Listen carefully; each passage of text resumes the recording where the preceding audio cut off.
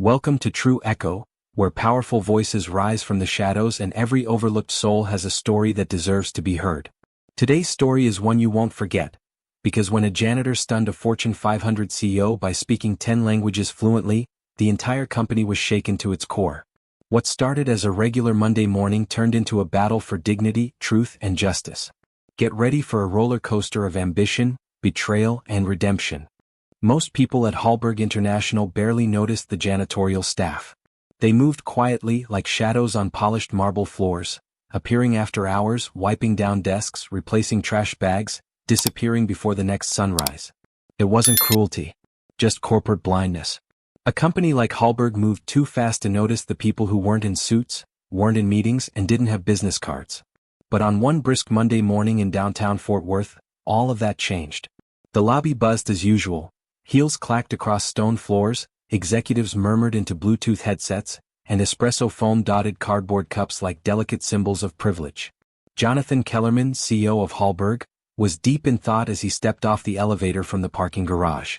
Expansion was on his mind, Asia, Europe, maybe Africa next. He didn't even notice the janitor polishing the digital kiosk until her voice cut through the noise like a glass bell.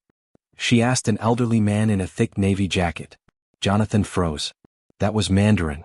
Not just basic phrases, it was fluent, crisp, native-level Mandarin. He scanned the lobby, expecting to see one of his Shanghai liaisons. But no, it came from a petite black woman in a burgundy uniform, rag in hand. Denise Atwater. He stared as she smiled gently at the man, pointed him toward the elevators and bowed slightly. Before Jonathan could blink, she turned and addressed a flustered delivery driver in perfect Spanish. Las oficinas están en el piso dieciocho. Siga el pasillo a la izquierda. The man lit up and thanked her, clearly relieved.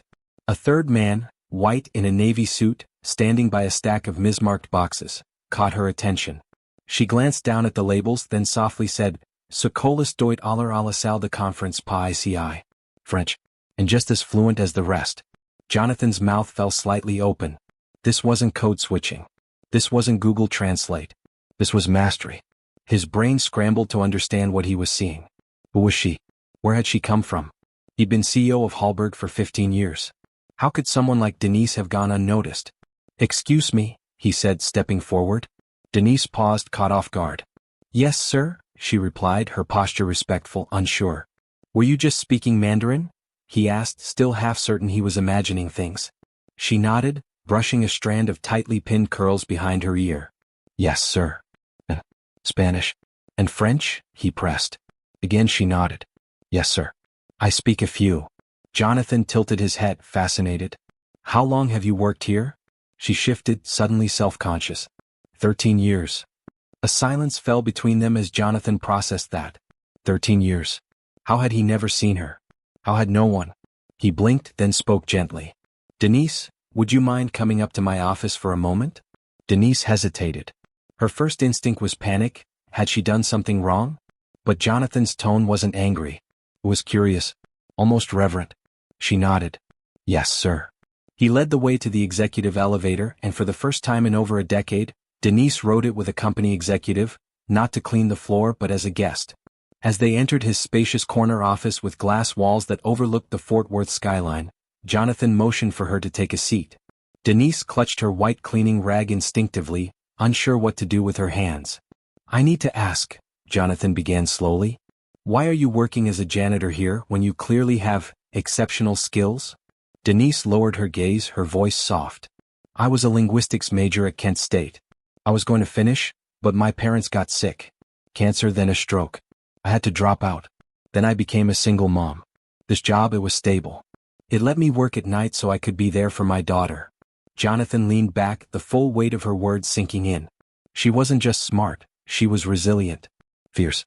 And how many languages do you speak? He asked. Denise's eyes flickered up at him. Mandarin, Spanish, French, German, Italian, Portuguese, Arabic, Swahili, Latin, Japanese. He blinked again. 10. She nodded. He stood up, paced slowly, and looked out the window. The company's entire international team couldn't match what this woman had stored in her mind. Denise, he said softly, turning back toward her, I want you to come to tomorrow's international board meeting. Our Brazilian interpreter is out sick. Could you help? Denise's heart pounded. Sir, I've never. Jonathan raised a hand. I trust you. She hesitated, then slowly nodded. The next morning, the 20th floor conference room buzzed with tension. Senior staff murmured, surprised to see Denise seated next to Jonathan. Most hadn't seen her outside a mop bucket. Victor Bryant, director of international development, sneered. She's a janitor, right? He whispered to a colleague. This is a joke. Jonathan's gaze cut to him hard. Miss Atwater speaks 10 languages. She's the most qualified person in this room. The Brazilian delegation arrived moments later. Denise stood, her nerves burning under her skin, and then, with a breath, she spoke. Bem-vindos. Prazer conhecê-los. Warm, confident, fluent Portuguese. The room froze. Then the Brazilian smiled and nodded, delighted. Victor's face paled. Denise interpreted with grace, skillfully managing tone and nuance. Then, midway, a crisis erupted. A misunderstood clause nearly collapsed the deal. Victor leaned back, smug. Here we go. But Denise stood. Come. Steady. Senhor Mendes posso explicar. In flawless Portuguese, she rephrased the section, showing cultural sensitivity and clarity. The Brazilian lead smiled, tension evaporated, and the deal was saved. When the meeting ended, the applause wasn't for Jonathan. It was for Denise. And for the first time since she'd stepped through Halberg's doors 13 years ago, she wasn't invisible. She was undeniable. The buzz in the hallway outside the boardroom was electric. Executives who had barely acknowledged Denise's presence for over a decade now whispered her name with a mix of awe, disbelief, and uncertainty. The janitor had just saved a multi-million-dollar deal with the stroke of her voice, and Victor Bryant's scowl said more than words ever could. Jonathan Kellerman walked beside Denise, his posture tall, his pride undisguised. You handled that with remarkable poise, he said. I wasn't wrong to trust you. Denise smiled softly. Thank you, Mr. Kellerman. I just wanted to help. He paused at the door to his office. Denise, he said, voice lowering with seriousness, I want you to know, this isn't just about today. What you did in there, it proves you belong in rooms like this. Not after hours. Not cleaning up after others. As a leader. The words hit Denise harder than expected. She had spent so long surviving, managing shifts, paying bills, and trying to make rent, that the idea of belonging, truly belonging, in such spaces felt foreign. Distant. Like a dream she'd once buried. I appreciate that, sir. More than I can say. Jonathan gave her a thoughtful look before speaking again. I've been thinking, we need someone who understands cultural nuance, someone who can bridge gaps before they form. Someone like you. Denise blinked. Sir? I'd like to create a new position, Director of International Cultural Relations. It doesn't exist yet, but it should. And I want you to lead it. She stared at him, stunned. You're serious? Dead serious. Her heart swelled, hope rising in her chest like air returning after a long underwater silence. By noon the next day, the announcement had gone out across Halberg International via company-wide email. Jonathan's message was clear and direct. Effective immediately, Miss Denise Atwater has been appointed to the role of Director of International Cultural Relations, reporting directly to the CEO. The reactions were immediate. In the executive break room, whispers flared like sparks. You mean the janitor? She speaks 10 languages? No degree, no business training. What is Jonathan thinking? She did save that Brazil deal. This is going to get messy. But nowhere was the reaction more visceral than in the office of Victor Bryant. He stared at the screen, his knuckles whitening around the edges of his phone. Unbelievable, he muttered. 13 years in maintenance, and now she leapfrogs over half the company? He picked up the phone and dialed. Eleanor. We have a problem. Eleanor Craig was one of the longest-serving members of the Halberg board. Known for her icy demeanor and ruthless standards, she was a figure many feared, and for good reason. When she received Victor's call, her eyebrows rose. She's the janitor? Eleanor asked, her voice a cold whisper. And Jonathan wants to make her, what? She already has the title. And the influence is spreading fast, Victor spat. Junior staff are calling her inspiring. They're treating her like some folk hero. Eleanor's silence stretched, calculating. Let me handle this. That afternoon, Denise received her first visitors. Jessica Miller, a sharp-tongued junior project manager, and a small group of younger staff from the marketing department. They entered her new office under the pretense of offering congratulations. Quite the rise, Jessica said with a tight smile. From mops to management. Halberg really is full of surprises. Denise stood, extending her hand with poise. Thank you, Jessica. I'm eager to get started and collaborate with the whole team. Jessica scoffed softly. Well, we'll be watching. Just hope you can keep up. As they exited, Denise exhaled. She wasn't naive. She knew the resentment wouldn't disappear overnight. But she had fought harder battles. And she wasn't here to be liked, she was here to make a difference. Later that evening, Jonathan invited Denise back to his office. I wanted to check in, he said. I know today couldn't have been easy. Denise nodded. Some people think I don't deserve to be here. They're wrong, he replied without hesitation. But be prepared, Eleanor Craig's going to challenge this. She'll push for a board review. Let her, Denise said quietly. I'm not afraid of the truth. Jonathan studied her for a moment. Good. Because it's not just a promotion anymore, Denise. You've become something much more threatening to some people. An example. The next morning, Denise received a formal summons to meet Eleanor Craig in the top-floor boardroom. The message was short and cold. Director Atwater, report to the boardroom at 10 a.m. sharp. You see.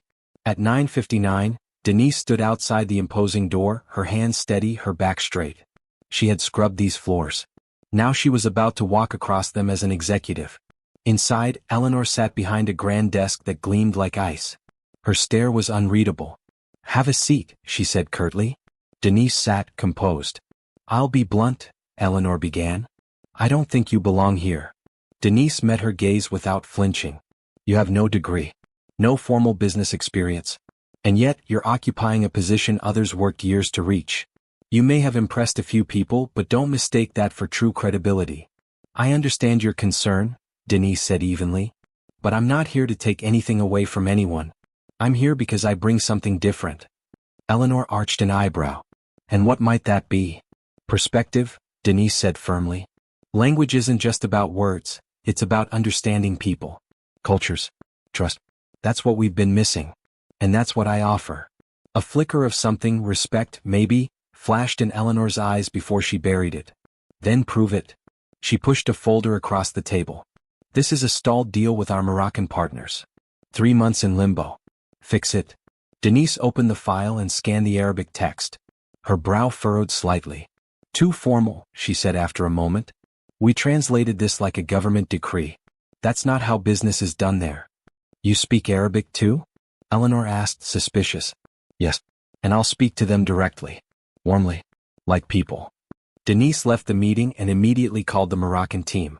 Her voice, warm and respectful, filled the receiver with words that finally felt right. She listened, clarified, and rebuilt trust in minutes. The following morning, the Moroccan partners sent confirmation. They would sign the contract the next day. Denise stood in front of her office window, watching the sun rise over Fort Worth. She had done it again. Not with a degree. Not with politics. With empathy. With precision. With truth. And for the first time, Eleanor Craig sat in silence. Defeated. But not done. News of the salvaged Moroccan contract spread through Halberg International like wildfire. For the second time in less than a week, Denise Atwater had done the impossible. This wasn't just another deal. This was a global partnership Victor Bryant's department had failed to close despite months of effort. Yet Denise had secured it with a single call, 10 minutes of fluent, culturally sensitive Arabic, and a respectful tone no AI tool or executive had ever matched. Jonathan Kellerman didn't bother hiding his pride. That afternoon he walked Denise into a packed conference room, filled with senior leadership, and made an announcement that would once again change the course of her life. I'd like to recognize the extraordinary work of our new Director of International Cultural Relations, Jonathan said. In honor of Miss Atwater's contributions, we are renaming our primary training and mentorship room, the Atwater Room. Applause thundered through the room. Denise stood stunned, her hands trembling. She hadn't asked for recognition. All she wanted was to prove she belonged. But here it was, etched in brass, carved in respect. Her name. Her journey. Her story. But in the corner, away from the applause, Eleanor Craig and Victor Bryant stood shoulder to shoulder. Their expressions were unreadable, except for one thing, cold fury.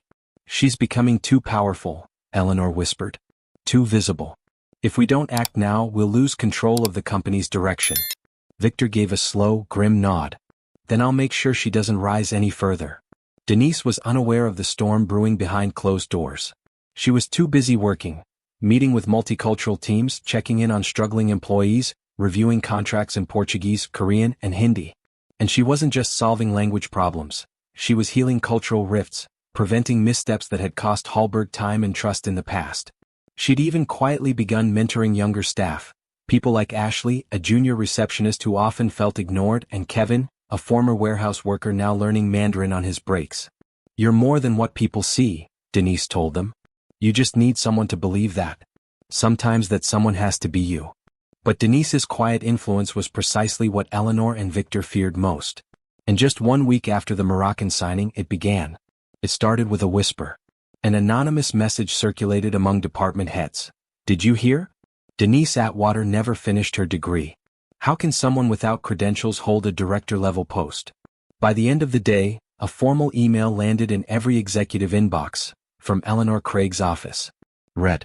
To the board of directors. "I regret to inform you that serious concerns have arisen regarding the credentials of Miss Denise Atwater. There is reason to believe her academic records were misrepresented. I urge a full investigation to preserve the integrity of Halberg International. Eleanor Craig." The trap had been set. Denise read the email in silence. Her chest tightened. She had never lied. Yes, she had dropped out of Kent State. Yes, she hadn't finished her degree. But it had been a choice born out of love, desperation, and sacrifice, not deceit. Still, the sting of public accusation felt like poison in her veins. She walked slowly to Jonathan's office, her dignity intact but her shoulders heavy. He stood when she entered. "I just saw it," he said gently. "It's not true," she whispered, trying to stay composed. "I've never claimed to be someone I'm not."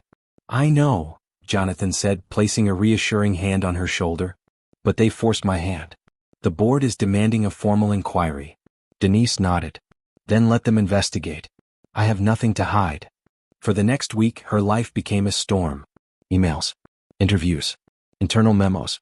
Her coworkers stopped smiling. Some looked away. Others whispered.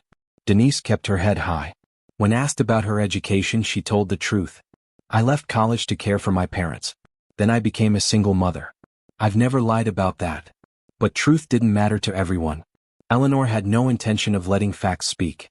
She wanted Denise discredited, publicly. What Eleanor didn't know was that Jonathan had launched his own parallel investigation. He contacted Kent State directly, digging through archives, tracking down advisors, confirming enrollment history and letters of academic standing. Quietly, relentlessly, he built the wall that would protect Denise from collapse. Then, on a Friday afternoon, Jonathan called for an emergency all-staff assembly in Halberg's main auditorium. Every employee filed in, their chatter buzzing with rumor. At center stage stood Jonathan Kellerman, composed and resolute. Denise sat near the front, her heart pounding but her eyes steady. "Today," Jonathan began, "we address a matter that has unjustly cast doubt on one of our most dedicated team members." He scanned the room, then gestured to a large screen behind him. "After a comprehensive review and official correspondence from Kent State University, I can confirm that Director Denise Atwater was a top-performing student who left her program to care for critically ill parents. She never claimed to hold a degree, only that she was a linguistics major. The accusations of fraud are entirely false." Gasps echoed through the hall. But Jonathan wasn't finished.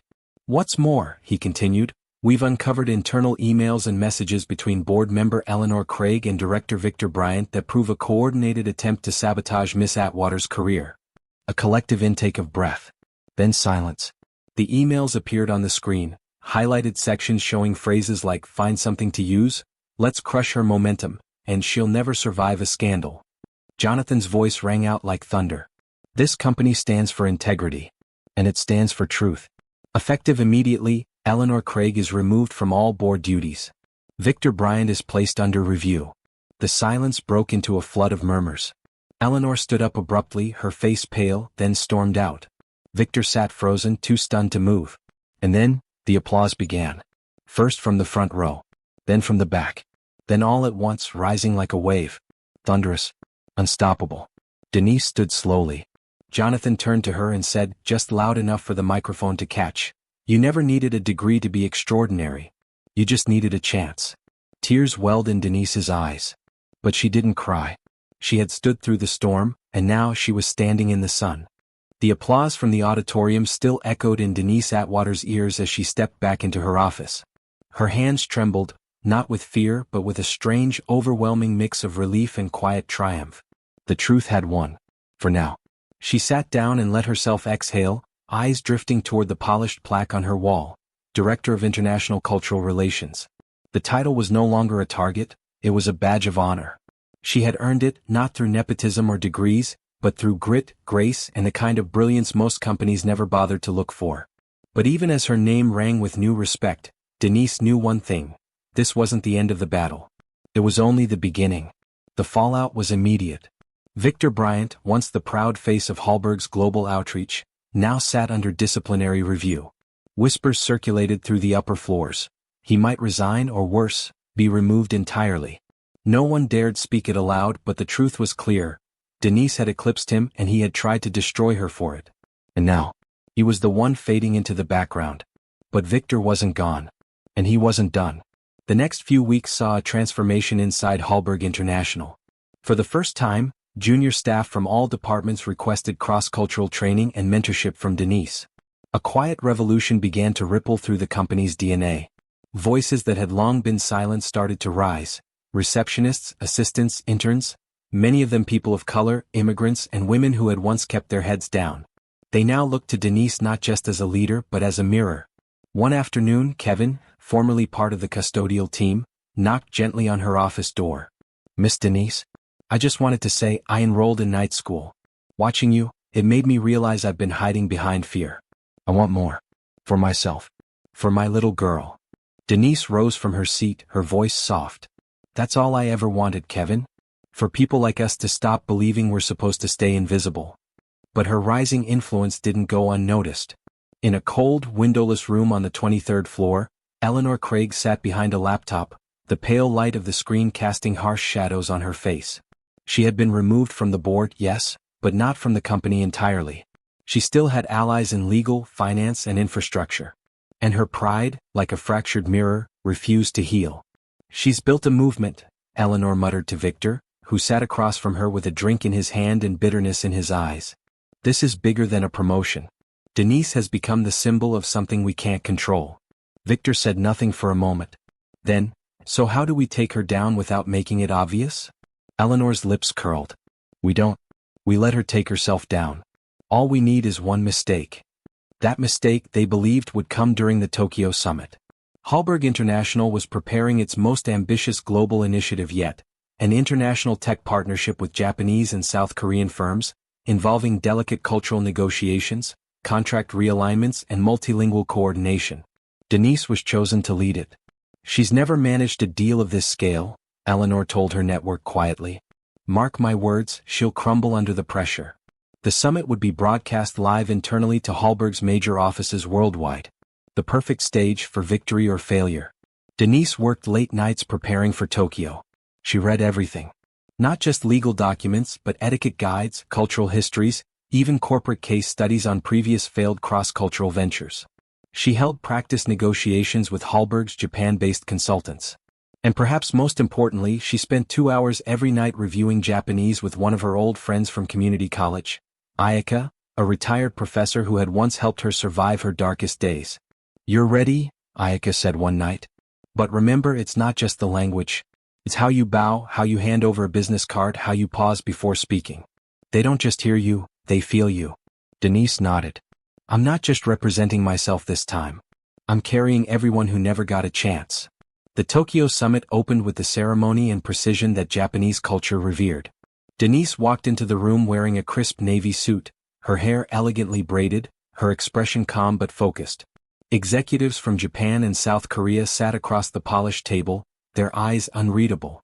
Halberg's own senior staff, most of them still unsure how to feel about her, watched from their remote offices, waiting to see if their so-called janitor-turned-director would rise or fall. Victor, watching from the U.S. headquarters, leaned forward in his seat, waiting for the moment Denise would stumble. It never came. Denise spoke Japanese with subtlety and warmth, bowing with the perfect angle of respect, letting her silences carry just enough weight. She addressed the South Korean reps in their language, switching seamlessly when needed. When a disagreement arose over a clause in the technology transfer section, Denise didn't falter. She adjusted the wording live, explained the cultural implications in both English and Korean, and offered a third path compromise neither party had expected. By the end of the session, the room erupted in applause. The summit concluded with a signed agreement worth over $75 million, Halberg's biggest international contract in 5 years. Back home, Denise was met with standing ovations. Her inbox overflowed with emails, from interns, directors, former critics, and new admirers. But the most surprising message was a handwritten letter, left anonymously on her desk. Miss Atwater, you've reminded all of us that greatness can come from anywhere. I used to think I'd never matter in this company. Now I know I do. Thank you for being more than just brilliant, for being brave. Just another quiet voice. Denise folded the letter slowly, her heart full. Then, without warning, her office phone rang.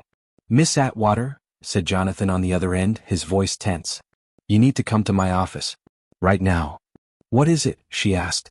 He hesitated. Legal just received something. A whistleblower claim, against you. Denise's stomach dropped. What are they accusing me of now? She asked, already fearing the answer. Jonathan sighed. Breach of contract. Unauthorized communication with foreign nationals. And misuse of proprietary translation documents. Denise gripped the edge of her desk, eyes widening. That's not true. I know, Jonathan said. But someone's gone through a lot of trouble to make it look like it is. As she stood, her mind racing, Denise knew 2 things with terrifying certainty. 1, this wasn't over. 2, Eleanor Craig was still playing the long game. Denise Atwater walked into Jonathan Kellerman's office like a woman marching toward battle. The last few weeks had proven her brilliance, her strength, and her value beyond question. Yet now she was being dragged back into the shadows by lies too calculated to be random. And she knew exactly who was behind it. Jonathan stood by the window, tense. A thick folder sat on his desk. They submitted it anonymously, he said without turning. But the document trail was thorough. Too thorough. Denise picked up the folder and opened it. The accusations were as complex as they were false. Claims that she had shared confidential translation protocols with non-authorized external agents during the Tokyo summit, that she had signed amendments without legal counsel, that she had bypassed protocol by directly contacting foreign negotiators. I followed every guideline, Denise said quietly, flipping through the pages. I logged every call, CC'd every team member. I worked through your office for final approvals. I know, Jonathan replied. But they've manufactured just enough circumstantial doubt to cause trouble. The board is already jittery. Denise raised her eyes to his. Eleanor? I can't prove it yet, he admitted. But she has contacts in legal. Someone's helping her bury you under red tape. Denise exhaled sharply, fists clenched. This is harassment, Jonathan. He nodded. It is. But if we misstep, even once, they'll use it to destroy your position permanently. That's the real goal, to make you resign. I won't, she said immediately. I didn't think you would. He sat across from her, his voice low and urgent. We have one path forward. Prove they fabricated the documents. If we can expose the forgery, we not only clear your name, we destroy Eleanor's last remaining leverage. Denise nodded slowly. Then I'll find the truth myself. Denise spent the next 2 nights poring over every file related to the Tokyo summit. Emails, calendar invites, timestamps, metadata, legal approvals. She barely slept. She cross-referenced emails with translation drafts and legal memos. And just past 3 a.m. on the second night, she found it. An email from her account to a Japanese consultant. One she had never contacted directly. The language was cold, uncharacteristic. The attached document? A version of the contract with an incorrect clause Denise had specifically revised and removed weeks earlier. Someone had cloned her email, used an older document, and sent it under her name. She had proof. But she needed help. She went straight to IT. Michael, a soft-spoken systems analyst in his mid-30s, listened carefully as Denise showed him the email. It's not from my account, she said. Can you trace it? He nodded. I'll need a few hours. He didn't take a few hours. He only needed one. Whoever did this used a masked subdomain. Looks like your address on the surface, but under the hood, it's not Halberg's email server. It's been routed through a third-party relay account. He paused. And whoever did it, used Victor Bryant's private admin login to access some of our cloud backups. Denise's heart pounded. Are you sure? Michael turned the screen toward her. He left a digital fingerprint. Jonathan nearly choked when Denise presented the findings. We can nail him. We can take this to the board, he said. But Denise held up a hand. Wait. What? She stared out the window, voice steady. Eleanor's the head of the snake. Victor's just her puppet. If we expose him now, she'll vanish behind the curtain again. She's careful. She'll deny involvement, destroy evidence, and paint him as a rogue actor. Jonathan tilted his head. So what do you suggest? Let's use this, Denise said. Let's make her come out of hiding. Let her think her plan worked, and draw her into the open. They moved fast. Jonathan called an emergency board meeting, stating only that new information had been discovered regarding the whistleblower claims. Eleanor predictably demanded to attend. Victor arrived late, clearly sweating beneath his collar. The boardroom was silent as Jonathan opened the meeting. We've concluded our review of the breach claims against Director Atwater, he said. Eleanor leaned forward. And what did you find? Denise stood. You were right to ask for accountability, she began. And so we went back through every line of communication.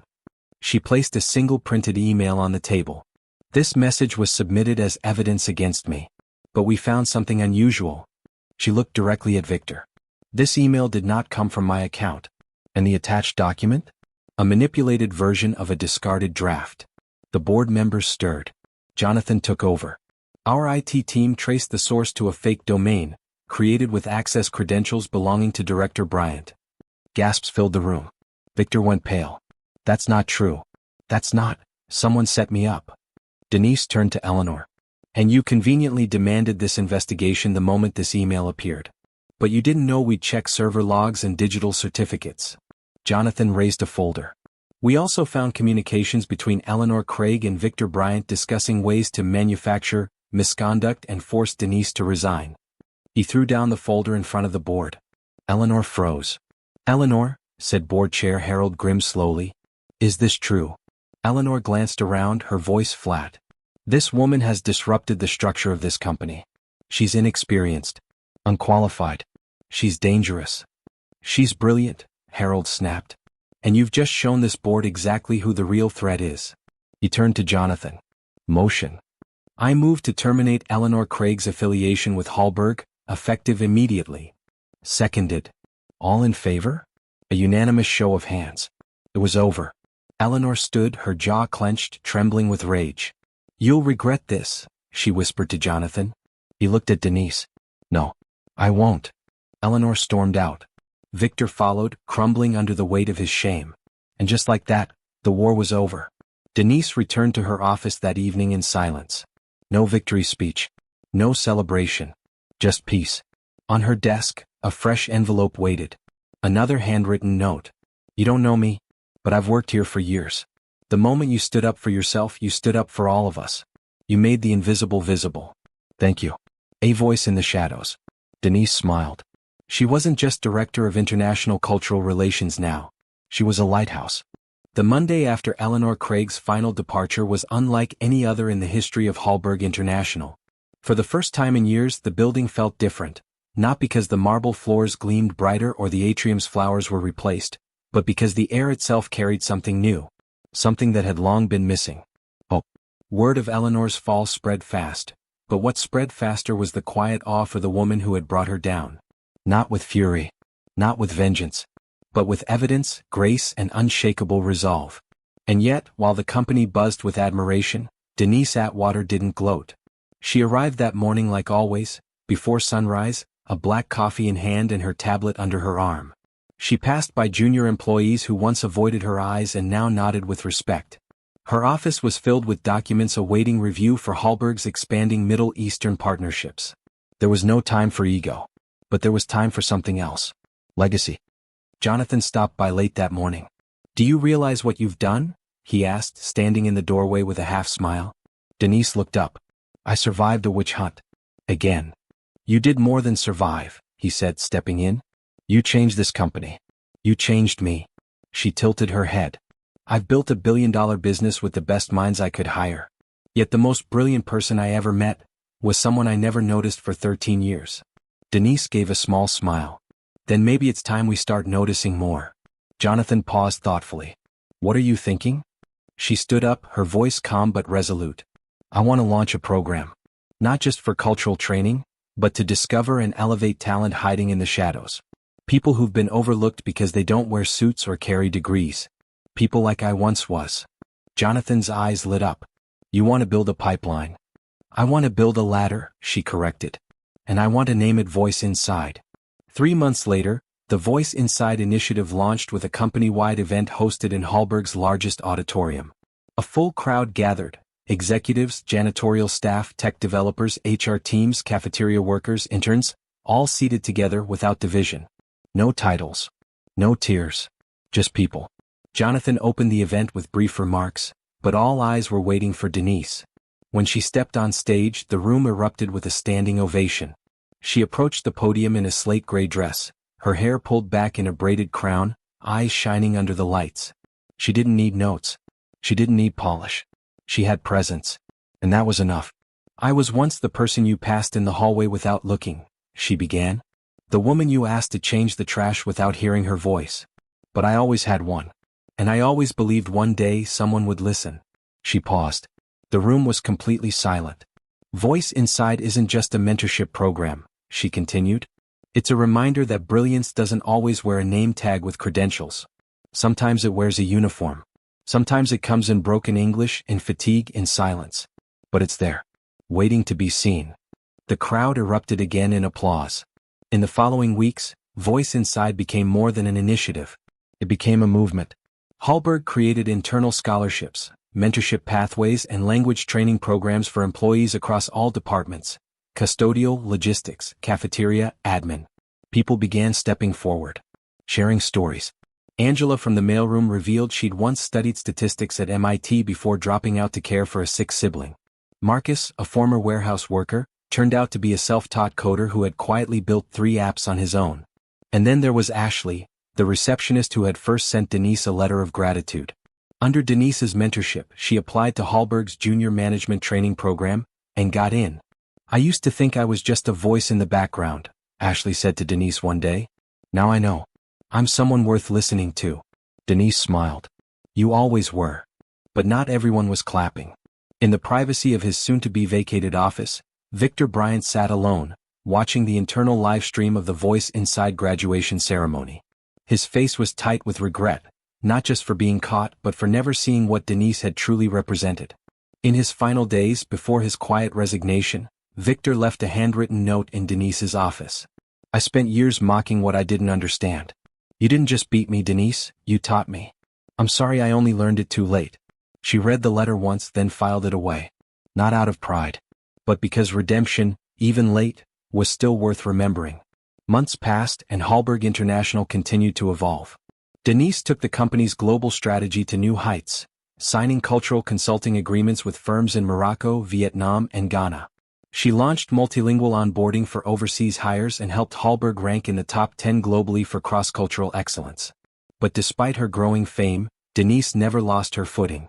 She still stopped to greet the cleaning crew by name. Still checked in on Ashley. Still took 10 minutes each morning to walk the halls and smile at people who weren't used to being seen. That, she believed, was the real job.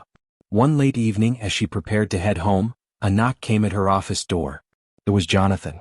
Can I share something with you? He asked. Of course. He handed her a simple folder. Inside was a proposal, jointly submitted by several executives and department heads. Read. Executive nomination, Chief Cultural Officer, Denise Atwater. Her eyes widened. Jonathan nodded. It's time the board had someone who represents the soul of this company. Denise blinked, caught between humility and disbelief. I started with a mop, she whispered. And now, Jonathan said gently, you're building a staircase for thousands. She didn't speak. She didn't need to. Her tears said it all. Denise sat in her car in the quiet Halberg parking lot, the folder with the nomination for Chief Cultural Officer still resting on her lap. The building behind her, once a towering fortress she entered through the service door, now shone like a cathedral, one she had not only entered but transformed. The irony wasn't lost on her. A woman once deemed not qualified to sit in a boardroom was now being asked to shape its very culture. But more than the promotion, more than the applause or the titles, something else weighed on her heart. A question she never thought she'd ask herself. Am I ready to be the person they now believe I am? She wasn't the same woman who mopped floors and whispered greetings in 10 languages, unnoticed and unheard. But she still remembered that woman. And that memory grounded her, reminding her that she didn't rise alone. She carried with her every soul who still felt invisible. And now it was time to open the door for them too. The board vote was held on a Thursday morning. The conference room was packed. Denise stood quietly near the end of the long oval table, while the board, now refreshed with new members after Eleanor Craig's ousting, debated the nomination. Some were enthusiastic, others cautious. "She's already proven herself in diplomacy, retention, and transformation," Jonathan said firmly. "There's no one else more equipped to take us into a more inclusive future." "I agree," said Harold Grimm. "And I've never seen staff morale and cross-department collaboration like this, not in 20 years. After nearly 45 minutes of discussion, the vote was called. One by one hands rose. Then two more. Then unanimous. It was official. Denise Atwater, former janitor, linguist, single mother, was now Chief Cultural Officer of Halberg International. The announcement went public the next morning. Major news outlets picked it up. From janitor to C-suite, Denise Atwater named Halberg's first Chief Cultural Officer. The multilingual trailblazer who rebuilt corporate culture from the ground up. Halberg International sets diversity milestone with historic appointment. Denise was invited to speak at national conferences. Ivy League universities reached out requesting guest lectures. She declined most of them. Instead, she focused on Voice Inside, doubling its funding, expanding it internationally, and establishing a mentorship network for underrepresented talents across industries. She spent her time where it mattered most, lifting others just as she had longed for someone to do for her all those years ago. On the one-year anniversary of the Voice Inside program, a special celebration was held in Halberg's newly dedicated Atwater Auditorium. Employees shared testimonials, raw, emotional, and transformative. Ashley stood on stage, now a thriving manager in training. Her voice quivered as she looked toward Denise. "You showed me that I didn't need to have a perfect resume to have potential. You saw me when I couldn't even see myself." There wasn't a dry eye in the room. Afterward, as Denise quietly slipped toward the back, an elderly gentleman approached her. He wore a crisp gray suit and carried a simple bouquet of wildflowers. "I don't expect you to remember me," he said softly. Denise squinted, then her eyes widened. The elderly man from the very first day, the one she had helped in Mandarin, the man who had been lost in the lobby with thick glasses and a gentle smile. "I never forgot," he said. "That moment changed me. You treated me like I mattered. And now look what you've done, for this whole company." Denise swallowed the lump in her throat. "Thank you. That means more than I can say." He placed the flowers in her hands. "For the woman who made the invisible visible." As dusk fell that night, Denise returned to the lobby where it had all begun. The polished floors shimmered under soft lights. A quiet hush blanketed the space. She walked toward the old janitorial closet, her first station. Now a plaque hung beside it. "This space is dedicated to all the unseen heroes whose brilliance remains unspoken, until someone finally listens." She reached out and gently touched the brass. Not long ago she had stood there with a mop and a rag, fluent in 10 languages, fluent in pain, fluent in quiet perseverance. Today she stood there fluent in power, in peace, in purpose. And as she turned to leave, her reflection caught briefly in the glass, stronger, clearer, proud. She was no longer the silent woman they passed by. She was the voice they could no longer ignore. She was Denise Atwater. And she had changed everything.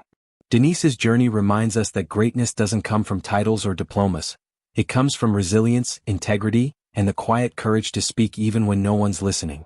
Sometimes the most powerful voice is the one no one ever expected to hear. If Denise's story moved you, inspired you, or made you see your own worth a little more clearly, please like this video, share it with someone who feels unseen, and subscribe to True Echo for more powerful, real-life inspired stories every week. And in the comments below, tell us, have you ever felt invisible? And what would you do if someone finally gave you a chance to be heard? Until next time, keep rising. Keep echoing. This is True Echo.